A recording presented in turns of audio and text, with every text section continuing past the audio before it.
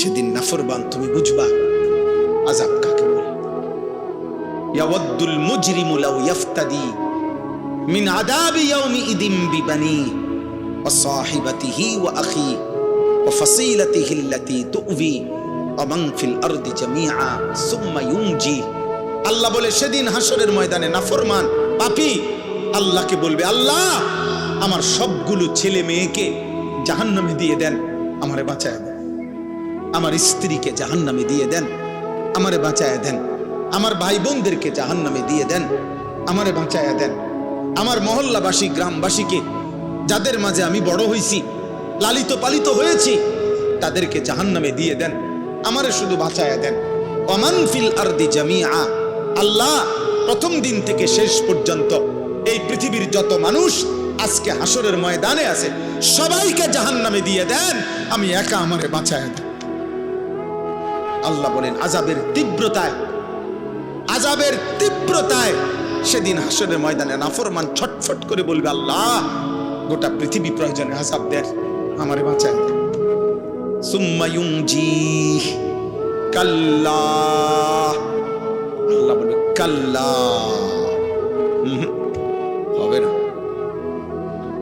হবে না নাফরমান। আজ আমি কারো পাপের বোঝা অন্য কারো উপরে চাপাবো না। ইন্নাহা লাযা, আর জাহান্নামের লেলিহান আগুনের শিখা, ধাউ ধাউ প্রজ্বলিত এই আগুনে তোমাকেই ফেলা হবে। নাযাআতাল লিশাওয়া, আর ফেললেই এক সেকেন্ডে নাফরমান তোমার সমস্ত চামড়া খসে ফেলবে, তুলে ফেলবে, চামড়া খসে ফেলবে। আল্লাহ আমাকে মাফ করে দেন। এই জন্য বাপ, ছেলেরা, বয়স্ক বাপ, কাউরে আল্লাহ লম্বা হায়াত দিছেন, আপনি ধোকা খাইছেন অনেক দিন হায়াত পাইয়া। কাউরে আল্লাহ জওয়ানি দিছে, তুমি যৌবন পাইয়া মনে করছো আল্লাহ কিসের, আবার ইবাদত কিসের, আখিরাত কিসের। অথচ এক অনিবার্য বাস্তবতা, সেটা হলো মৃত্যু 24 ঘন্টা আমাদের সাথেই থাকে। মৃত্যু আমাদের কাছে না দূরে? 24 ঘন্টা। রাসূলুল্লাহ সাল্লাল্লাহু আলাইহি ওয়াসাল্লাম ইরশাদ করেছেন, সালাতুন মান কুন্না ফীহি ওয়াজাদা হালাওয়াতাল ঈমান। তিনটি বিষয় এমন আছে, তিনটি অভ্যাস, তিনটি জিনিস কোন মুমিনের মধ্যে, যার মধ্যে আছে, আল্লাহর নবী সাল্লাল্লাহু আলাইহি সাল্লাম বলেন সে ঈমানের স্বাদ মজা পেয়ে গেল, ঈমানের স্বাদ পেল। এক নাম্বার হলো আইয়াকুন আল্লাহু ওয়া রাসূলুহু আহাব্বা ইলাইহি মিম্মা সিওয়াহুমা। আল্লাহ এবং তার রাসূল যার কাছে তার জীবনের সবকিছু, দুনিয়ার সবকিছু চাইতে সর্বাধিক প্রিয়।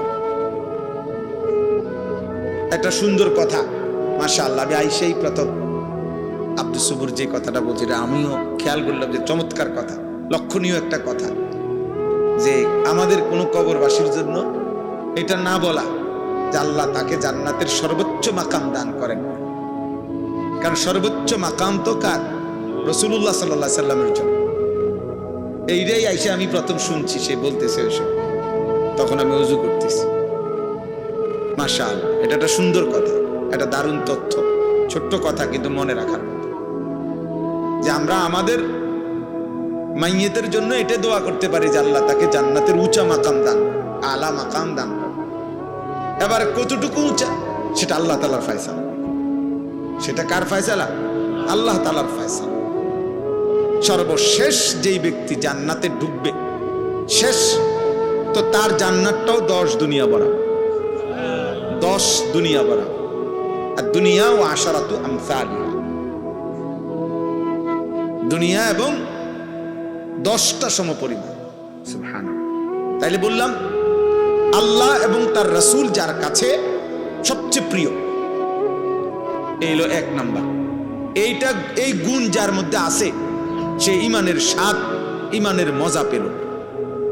2 নাম্বার, ওয়া আন ইউহিব্বাল মারউ লা ইউহিব্বুহু ইল্লা লিল্লাহ।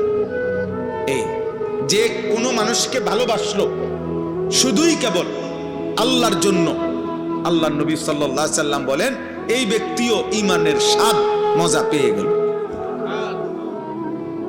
ভালোবাসলো কার জন্য বলেন? আল্লাহর জন্য। এই কথাটাই বলতেছি। আর 3 নাম্বার হলো যে ব্যক্তি ঈমান গ্রহণ করার পর, মুসলমান থাকার পরে কুফরিতে লিপ্ত হওয়া, আল্লাহর নাফরমানিতে লিপ্ত হওয়াকে এমন অপছন্দ করে যেমন কোন মানুষ আগুনে নিক্ষিপ্ত হওয়াকে অপছন্দ করে। ওয়া আন ইয়াকরাহা আন ইয়াউদা ইলাল কুফর কামা ইয়াকরাহু আন ইউকযাফা ফিন নার। একজন মুমিন সত্যিকার ঈমানদার আল্লাহ তাআলার কোন নাফরমানি করাটাকে এমন অপছন্দ করে যেমন অপছন্দ করে আগুনে নিক্ষিপ্ত হওয়াকে। আল্লাহ নবী সাল্লাল্লাহু আলাইহি সাল্লাম বলেন ওই ব্যক্তি ঈমানের স্বাদ পেল, ঈমানের মজা পেল। অর্থাৎ তার কাছে তখন মুসলিম পরিচয়টা, কালেমার পরিচয়টা, এটার কাছে তখন তার কাছে লজ্জাজনক, বিরক্তিকর, অপমানকর মনে হয় না, বরং তার কাছে গর্বের মনে হয়, আনন্দের মনে হয়, মজাদার মনে হয়। আমরা অনেক মুসলমান আছি, তোমরা কিশোর যুবক অনেক ছেলে আছো, তোমরা বাস্তবিক অর্থে এটাই সত্য যে তোমাদের দিল যদি খোলা হয়, তোমাদের অন্তর যদি সিরা হয়, পরীক্ষা করা হয়, অসংখ্য ছেলে তোমাদের চুল, চেহারা এবং তোমাদের সারা দিনের চলাফেরার দ্বারা, প্রতিদিন তোমাদের যেভাবে কাটাও, এর দ্বারা বুঝাই যায় তুমি মূলত মুসলিম পরিচয়ে লজ্জিত। মূলত তুমি লজ্জিত, মূলত তোমার চলাফেরার দ্বারা তুমি বারবার এটাই বুঝাইতে চাও যে আমি যদি বেঈমান হইতাম কত না সুন্দর হইতো, আহা আমি যদি ইহুদি হইতাম তাইলে আর আমি এত রাগডাক করতে হইতো না। ইহুদি, খ্রিস্টান, বেঈমান যদি হইতাম তো পুরাপুরি তাদের মতো নিজেকে বানায় নিতে পারতো, পারি না। মানুষে এটা এটা কয় তো চেষ্টা করি চুল, চেহারা, লেবাস, পোশাকে দুশ্মনের সাথে, বেঈমানের সাথে সাদৃশ্য ধরতে মানুষের বিদ্রুপের পরেও, কিন্তু যদি প্রকৃত বেঈমান হইতাম তাহলে তো পুরাপুরি তাদের মতো সাজতে পারতাম। এটা মূলত বেগায়রত, আত্মমর্যাদাহীন মানুষের পরিচয়, যার নিজস্ব আত্মসম্মান নাই, আত্মমর্যাদা যার নাই, এটা মনে রাখতে হবে সবাই। যার আত্মমর্যাদা না, বেগায়রত মানুষ, আত্মসম্মান নাই, যার নিজস্ব কোনো স্বকীয়তা নাই, স্বকীয়তা, ইস্তেকামাত নাই, দৃঢ়তা নাই, এটা এই মানুষদের পরিচয়। নাই তো বলো ভাই কি কারণ থাকতে পারে? পৃথিবীর সমস্ত মানুষের বিশ্লেষণ, পরীক্ষায় আমাদের নবী সাল্লাল্লাহু আলাইহি ওয়াসাল্লামের 24 ঘন্টার 63 বছরের প্রতি সেকেন্ড গোটা পৃথিবীর সকলের পরীক্ষায়, ঈমানদার, দুশমন, কাফের, বেঈমান সকলের বিশ্লেষণে আমাদের নবী সাল্লাল্লাহু আলাইহি সাল্লামের 24 ঘন্টার প্রতি সেকেন্ড 63 বছর সবচেয়ে সুন্দর, নিখুঁত, পবিত্র, চমৎকার। যার হাসি, কান্না, আনন্দ, বেদনা, উচ্ছ্বাস, হাঁটা, চলা, পেশাব, পায়খানা, আহার, নিদ্রা, চুল, চেহারা, লেবাস, পোশাক, ঘর, সংসার, পরিবার, সকল ব্যাপারে যার সবকিছুই সুন্দর, সবকিছুই যৌক্তিক, সবকিছুই বাস্তবসম্মত, তাহলে এটা নিশ্চিত প্রমাণিত, এটা একটা একদম প্রমাণিত কথা, আমাদের কাছেও প্রমাণিত। আমাদের কাছে তো কোরআন আছে, ওয়া ইন্নাকা লাআলা খুলুকিন আযীম। আল্লাহ কসম করে বলছে আমি আপনাকে বন্ধু গোটা কায়নাতের সর্বশ্রেষ্ঠ, সর্বোত্তম যোগ্যতা, আখলাক দিয়ে আমি আল্লাহ তাআলা আপনাকে সাজাইছি, বানাইছি, পাঠাইছি। বুইসতু লিউতাম্মিমা মাকারিমাল আখলাক। নবী সাল্লাল্লাহু আলাইহি সাল্লাম বলেন সকল চরিত্রের সর্বোচ্চ শ্রেষ্ঠত্ব দিয়েই আল্লাহ আমাকে পাঠিয়েছেন। তাহলে এটা তো কোরআন সুন্নাহ দ্বারা প্রমাণিতই।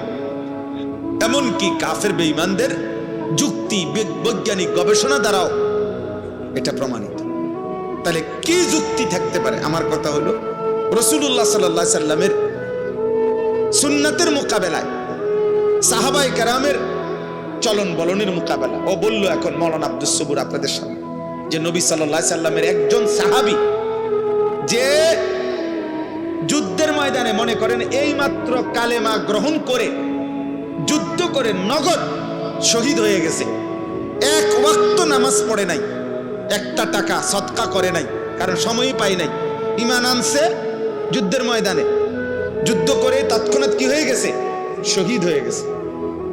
ওলামায়ে কেরাম মুহাদ্দিসিনে কেরাম বলছেন ওই সাহাবীর ঘোড়ার, যে ঘোড়া দিয়ে যুদ্ধ করছে, ওই ঘোড়ার নাকের ছিদ্রে যে বালু ঢুকছে, বালুর একটা কণা কিয়ামত পর্যন্ত পৃথিবীর পরবর্তী সমস্ত আউলিয়া বুজুর্গ আল্লাহর নেক বান্দাদের সকলের চাইতে ওই বালুর দাম শ্রেষ্ঠ।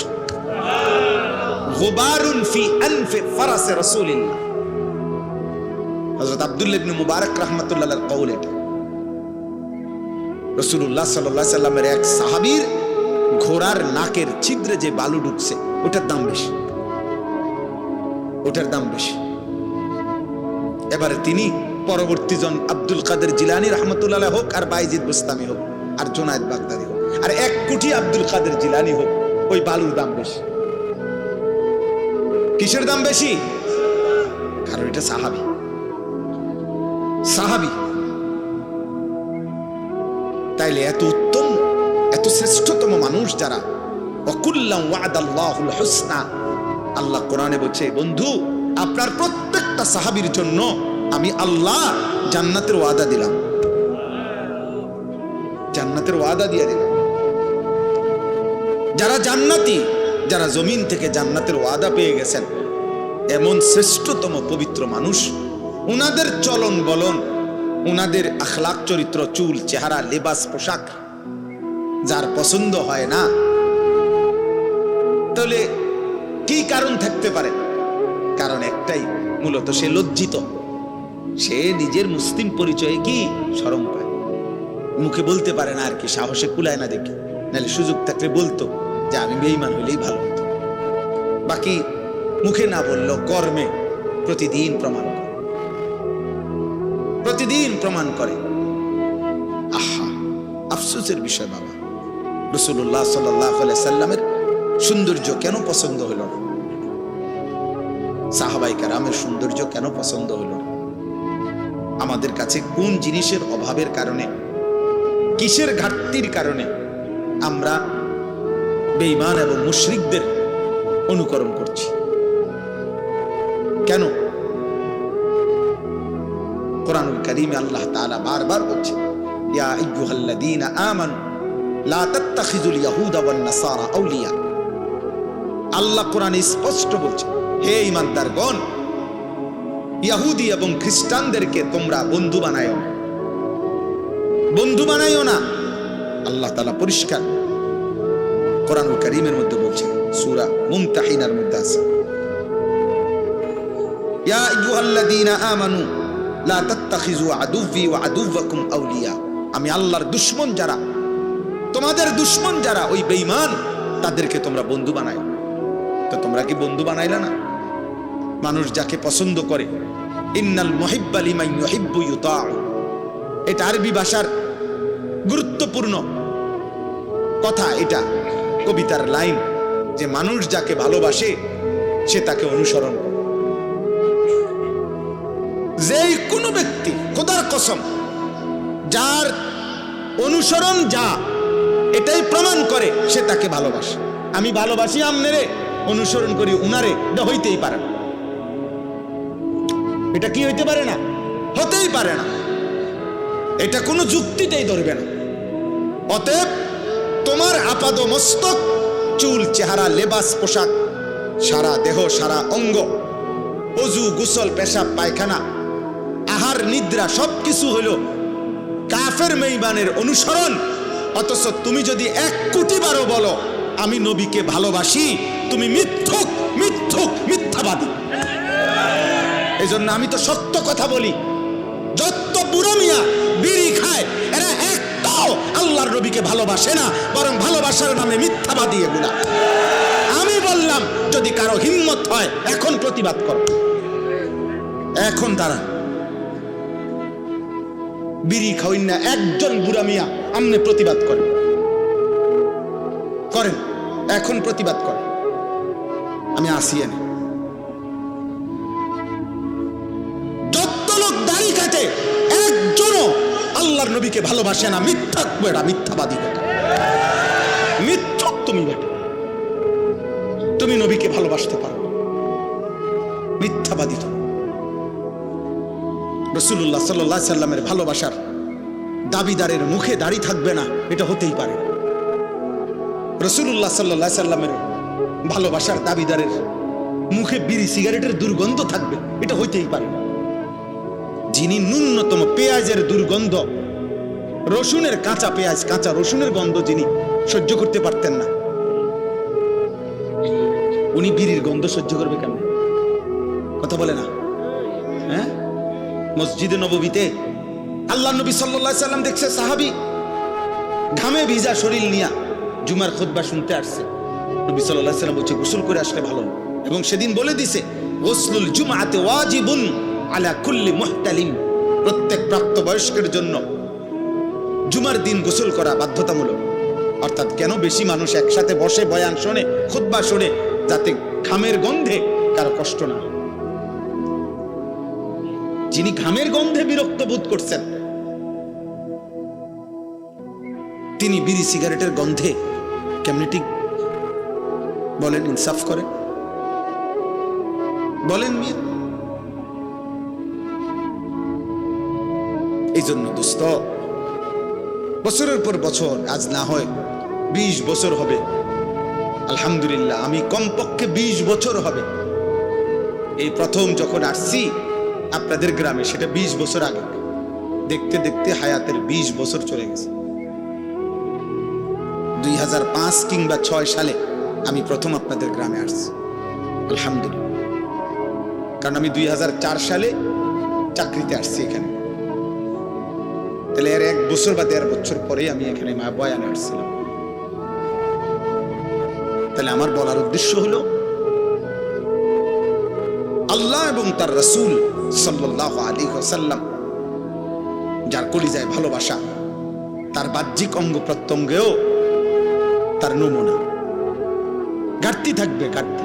আপনি কইবেন, আমারে তর্ক করবেন যে হুজুর আপনাকেও অনেক ঘাটতি আছে, আমি তো স্বীকার করি। আমি এটা বলছি না, আমি তো বেহেশতের থেকে আইছি না। আমি কি এখন বেহেশতের থেকে আইছি? ঘাটতি আছে, কিন্তু নিয়মতান্ত্রিক ভাবে প্রতিদিন রাসূলুল্লাহ সাল্লাল্লাহু আলাইহি সাল্লামের সুন্নতের খেলাফ, ব্যতিক্রম জীবন কেমনে গ্রহণ করে নিলেন, যে এক তালে এক ঢঙ্গে প্রত্যেক দিন বিড়ি খান, এটা কেমন জিন্দেগি? সারা বছর দাড়ি কাটেন, এটা কেমন জীবন?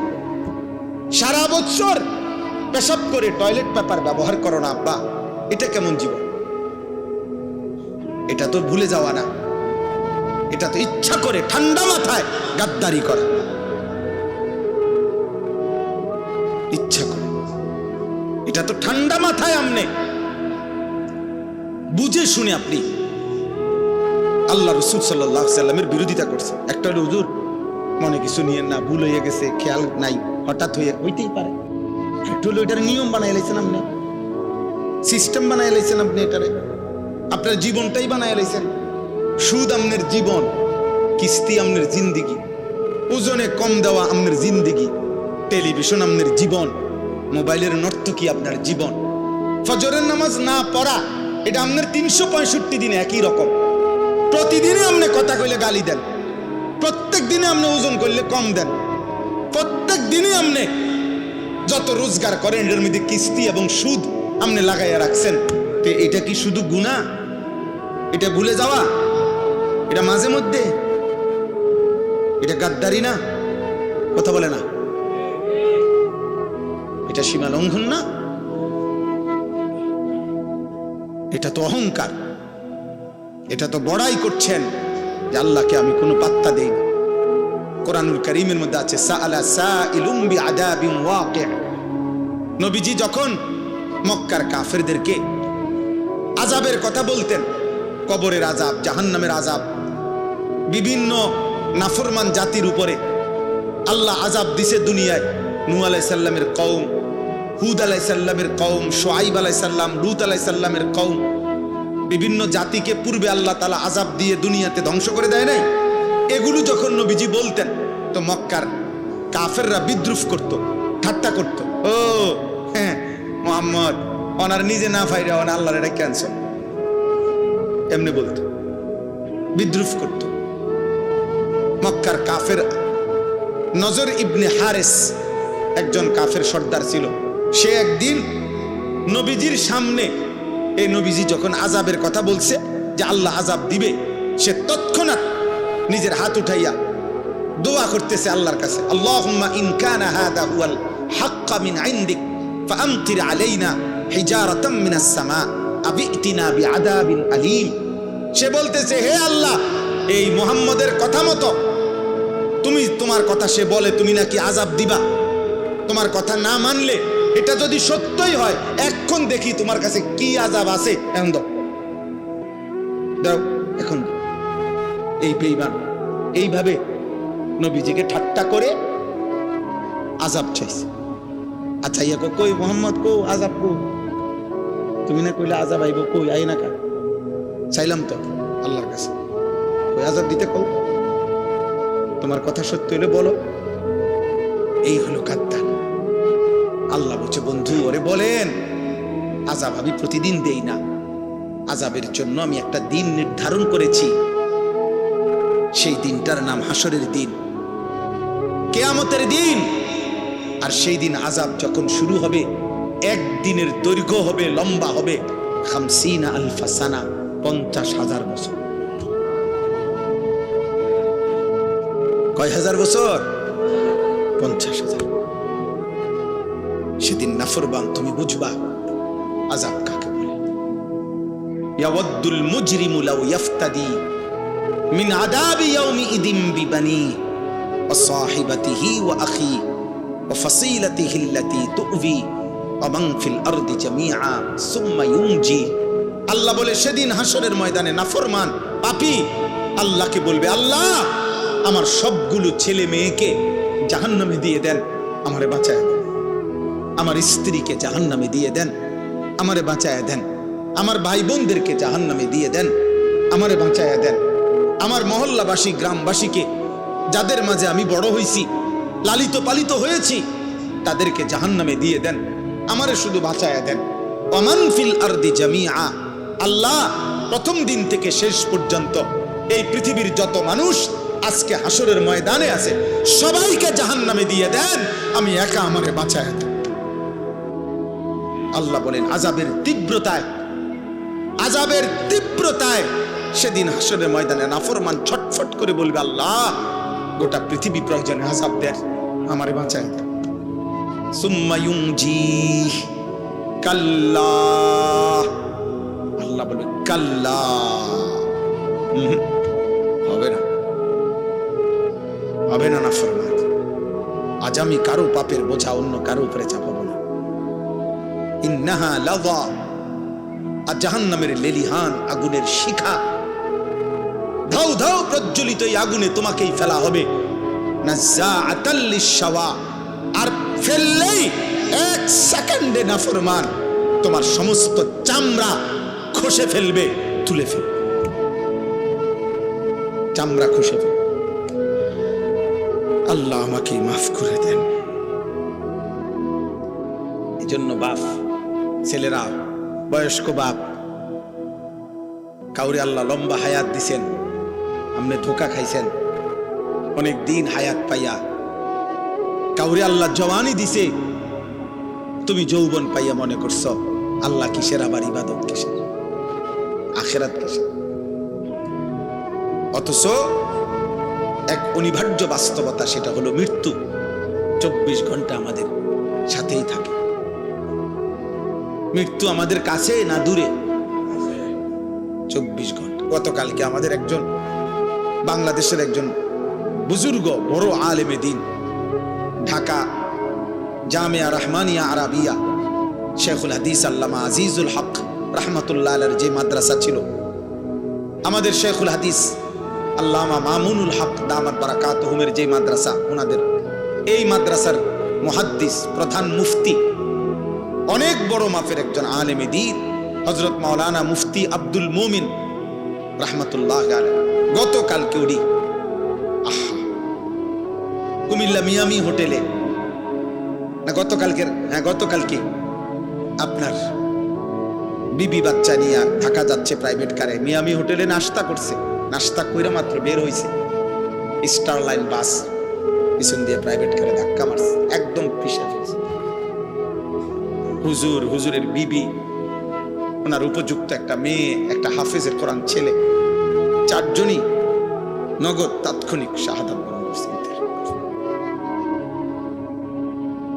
দোস্ত, এবার ঈদের দিন থেকে নিয়ে শুরু করে এই বছর যেন মৃত্যুর মিছিল চলতেছে, লাশের মিছিল চলছে। মিছিল ফেরির মধ্যে বাস উঠে, আস্তা বাস নদীতে পড়ে গেছে, শুনেন না? কুমিল্লা পদ্মুয়ার বাজারে চলন্ত ট্রেন, চলন্ত বাস ধাক্কা দিয়া মনে 10 মাইল দূরে ফেলা গেছে। লাইনম্যান ছিল না, সিগন্যাল দিছে না, খালাস। এইভাবে মৃত্যু যাদের ঘাড়ের কাছে প্রতি মুহূর্তে,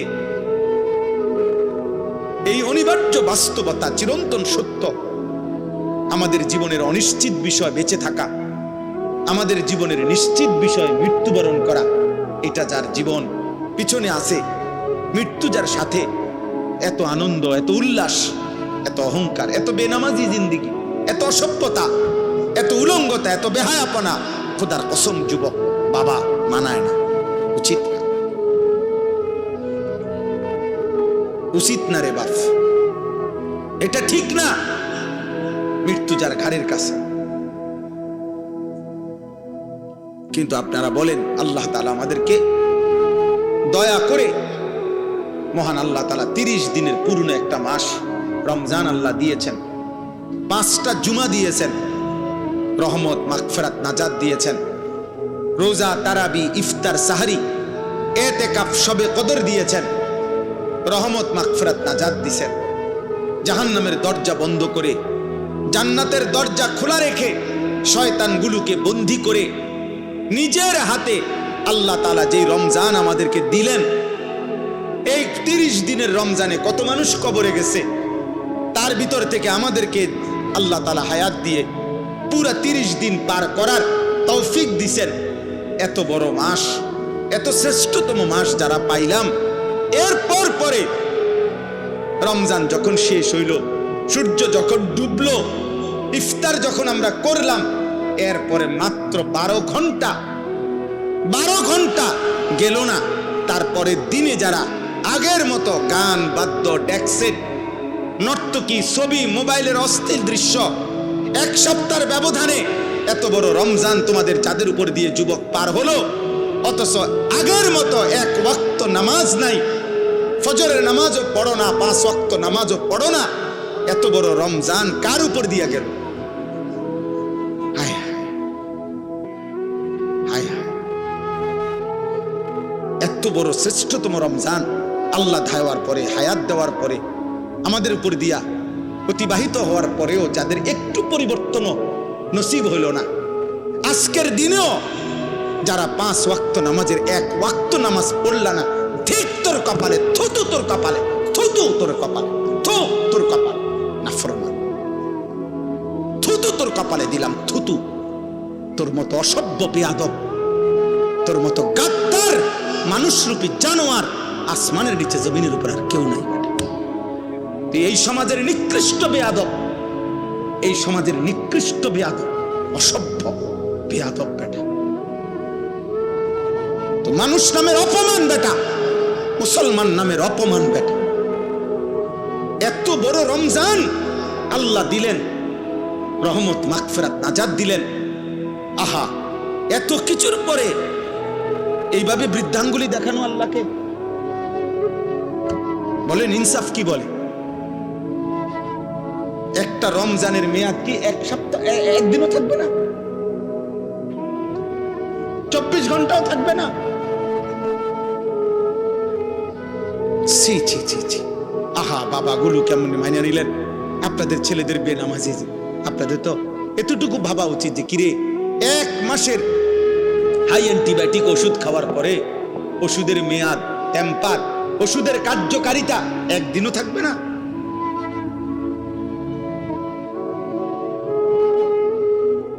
অনেক ছেলের চেহারা দেখলে কালো, পাষাণ, বেনামাজি, নিকৃষ্ট, অসভ্যের মতো চেহারা বুঝাই যায়, যার কপালে একটা সেজদা নেই।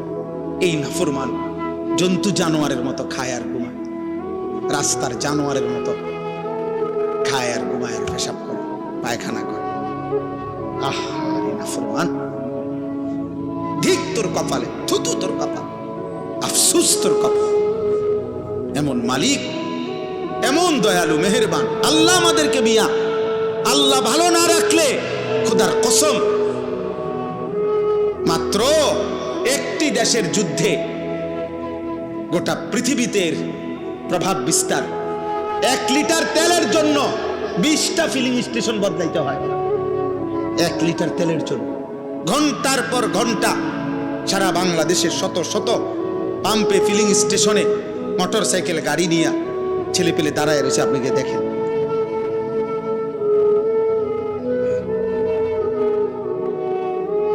আল্লাহ তাআলা যদি নিরাপদ না রাখে, দোস্ত, তোমার বাবার বিদেশ, ঢাকা শহরের চাকরি, কোনোটারই কি নাই, নিরাপত্তা নেই,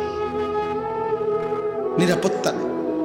গোটা মধ্যপ্রাচ্যের সবচেয়ে সুখে, সবচেয়ে বেশি বিলাসিতা, সবচেয়ে বেশি সমৃদ্ধি, সবচেয়ে বেশি প্রাচুর্য মধ্যপ্রাচ্যের মধ্যে, গালফের মধ্যে সবচেয়ে বেশি যাদের ছিল দুবাই, যারা মনে হয় যেন সুখের সাগরে ভাসে।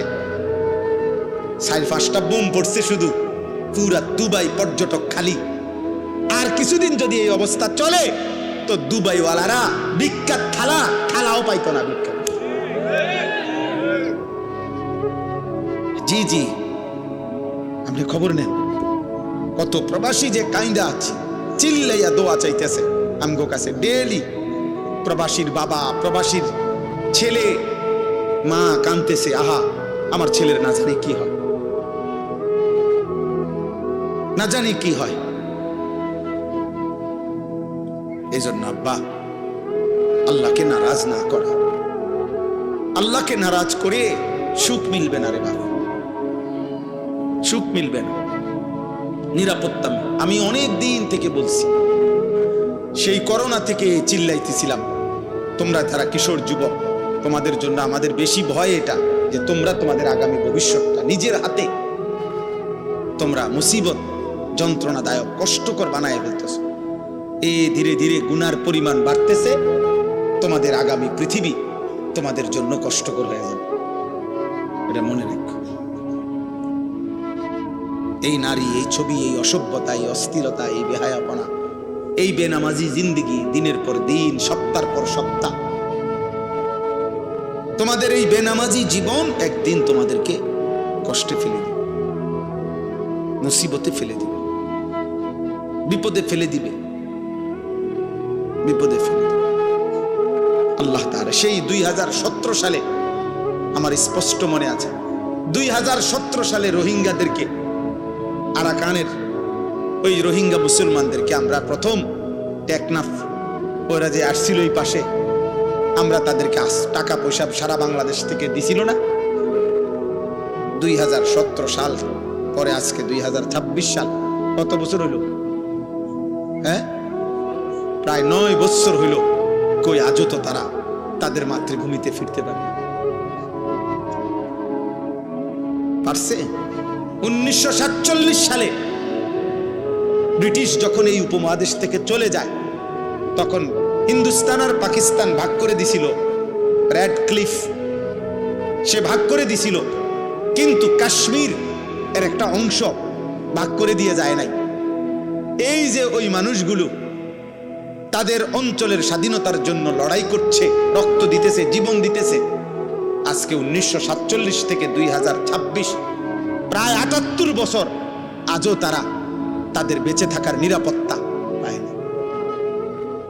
এই 78 বছরে যার বয়স 50 বছর, যার বয়স 40 বছর, ও তো জীবনে কোনোদিন সুখ দেখে না।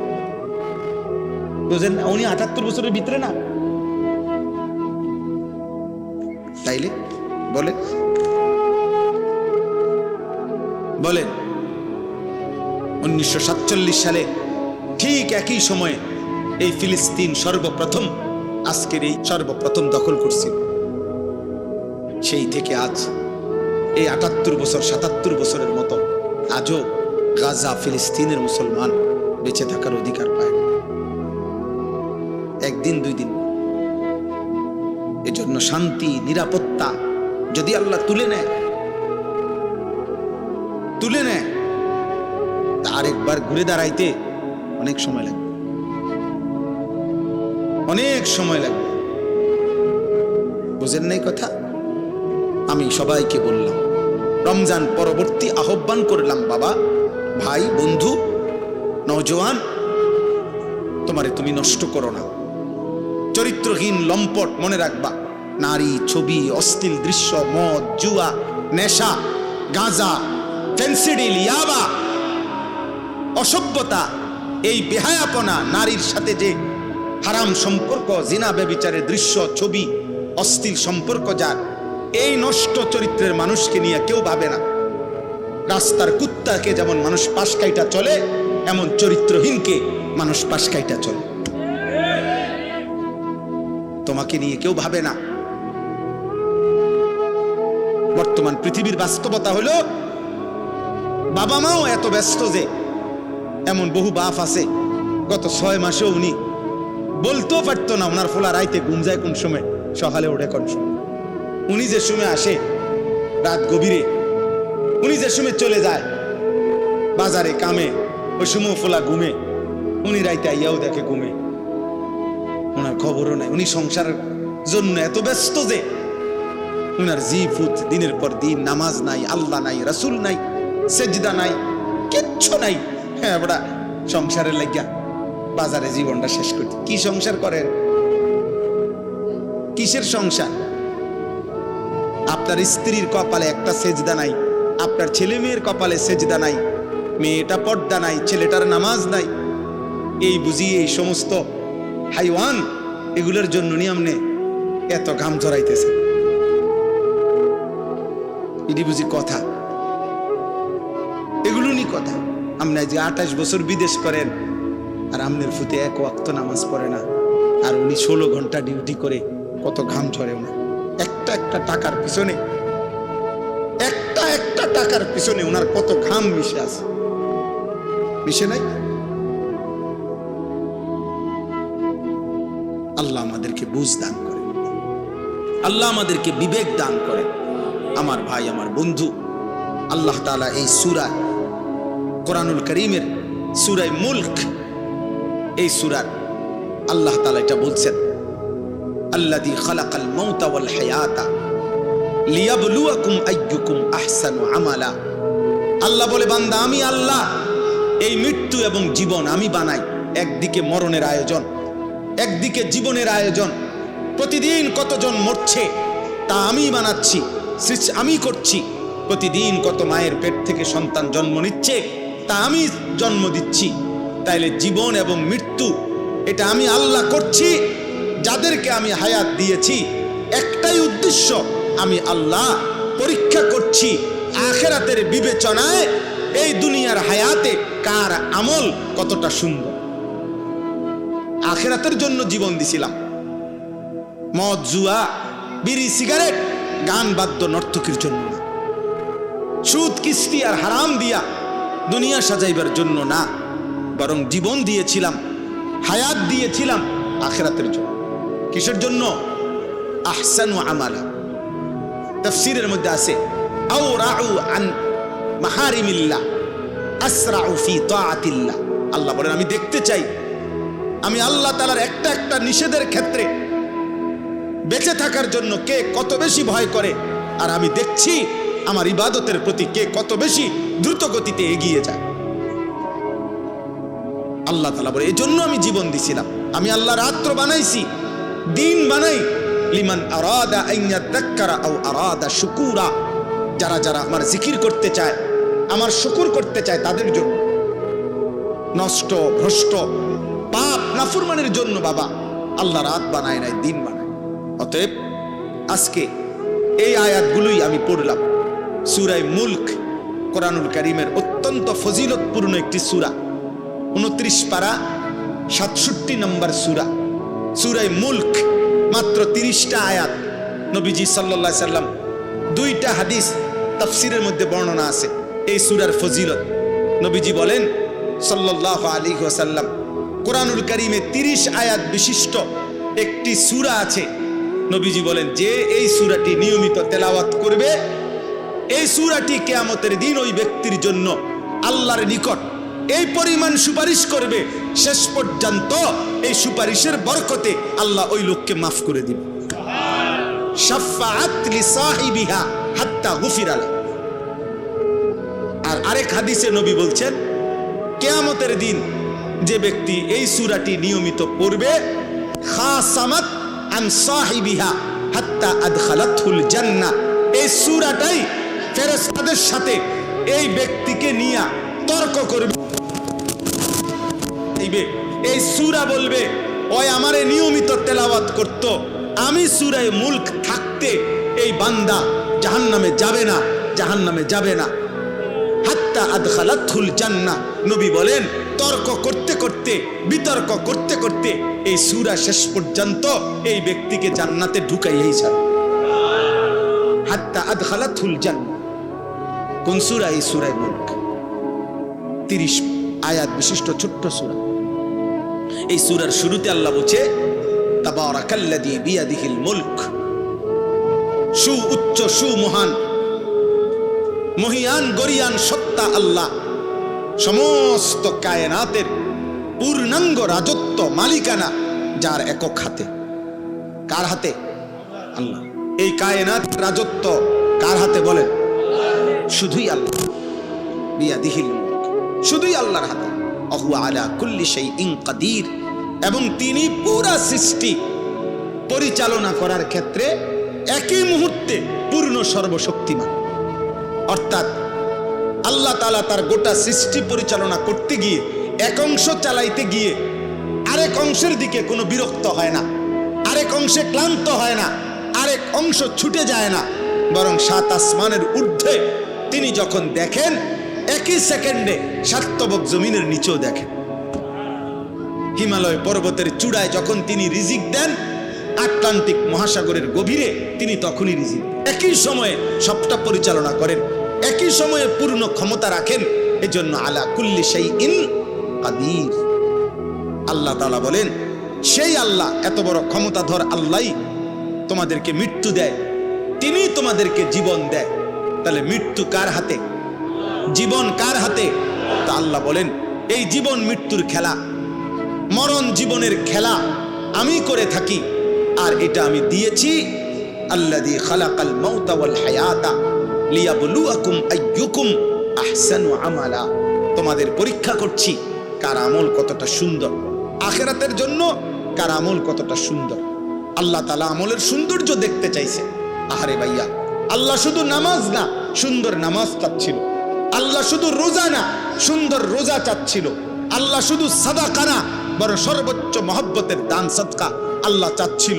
আল্লাহ চাচ্ছিল আমার বান্দা কোরআন পড়বে সবচেয়ে সুন্দর করে, আমার বান্দা নামাজ পড়বে সুন্দর করে, আমার বান্দা যাকাত দিবে সুন্দর করে, আমার বান্দা আমার একটা একটা হুকুম পালন করবে সর্বোচ্চ সুন্দর করে। আর আমিও তাকে শ্রেষ্ঠতম জান্নাত দেব, সুউচ্চ জান্নাত আমি তাকে দেব। আমি নিজে তাকে জান্নাতের মেহমানদারি করব। ওয়াসাকাহুম রাব্বুহুম শারাবান তাহুরা। কোরআনুল কারীমে আছে, আল্লাহ বলেন, আল্লাহ নিজেই জান্নাতীদের হাতে জান্নাতের শরাব, জান্নাতের পেয়ালা আল্লাহ তাআলাই নিজ হাতে তুলে দিবে। আল্লাহ বলবে, আমি আমার কাছে আসো বান্দা, আমি পান করাচ্ছি, আমি পান করাচ্ছি। অতএব এটাই মূল কথা। পরবর্তী কথা, আল্লাহ তাআলা তার কুদরতের একটা নমুনা দেখাইছেন। আল্লাহ বলছেন, ওয়াহুয়াল আজিজুল গাফুর। মনে রাখবা, আল্লাহর দুইটা সিফাত বলছে, তিনি পূর্ণ শক্তিমান, আবার তিনি ভীষণ ক্ষমাশীল। অর্থাৎ আল্লাহ বলছেন, এই গোটা সৃষ্টি পরিচালনা করে তাদেরকে নাফরমানি করলে শাস্তি দিতে আমি পূর্ণ শক্তি রাখি, আবার আমার কাছে মাফ চাইলে আমি পূর্ণ মাফ করারও পূর্ণ ক্ষমতা রাখি। অতএব বান্দা, তুমি ভাইবো না আমি তোমারে ধরতে পারবো না, বরং আমি শক্তিও রাখি পুরা। আবার এটাও হতাশ হইও না যে আমি তোমারে মাফ করব না। ঠিক আছে, দিল দিয়া মাফ চাইলে আমি মাফও করে দিব পুরা। আল্লাহ তাআলা বলেন, তুমি আমার শক্তির একটা নিদর্শন দেখো, 7 আসমান। আমি 7 আসমান স্তরে স্তরে সাজাইছি।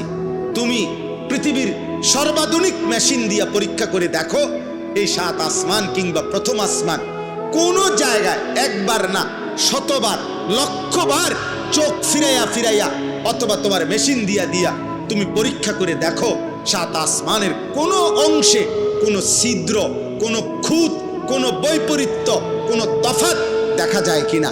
বরং এক নিখুঁত পরিকল্পিতভাবে 7 আসমান আমি আল্লাহ নিজে সাজাইছি। যতবারই দেখবা তুমি এটাই দেখবা, তোমার চোখ ফিরে ফিরে আসবে, কিন্তু আমি আল্লাহর সৃষ্টির মধ্যে কোনো তুমি ত্রুটি দেখবা। আমার একটা কুদরত শুধু দেখাইলাম, একটা কুদরত দেখাইলাম। অতএব আজকে এটাই রাত গভীরে এ যে কয়জন ছেলে, কিশোর, যুবক, বয়স্ক বাবা আপনারা আছেন, ঘুরে ঘুরে 20 বছর না 200 বছরও যদি আল্লাহ বলার তৌফিক দেয়, কথাই একটাই, জাহান্নাম থেকে বাঁচেন, আল্লাহর নাফরমানি করবেন না। কিশোর যুবক ভাই, তোমাদের কাছে অনুরোধ বাবা, হাদিসের মধ্যে আছে, ইন্না রাব্বাকা লা ইয়াজাবু লিশ-শাব্বি লা সাবওয়াতা লাহু।